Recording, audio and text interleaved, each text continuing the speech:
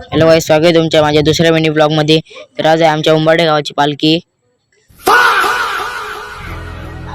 तर चला तुम्हाला आमची पालखी दाखवतो. तर पहिले जत्रेत गेलो, ब्रेक डान्स मध्ये बसून घेतला मस्त. लगे पाटीलोलीत गेलो शंकर मंदिराच्या इथं, तिथं दरवर्षी पालखी असते. गेलो तिथं लाईटच गेली, मग तिथून गेलो मंदिरात, पाया पाडून घेतला पालखीच्या. मस्त बाहेर आलो, हे फटाके लावलेलं, नाचायला गेलो. बघा हे कशी पोरा नाचताना बघा.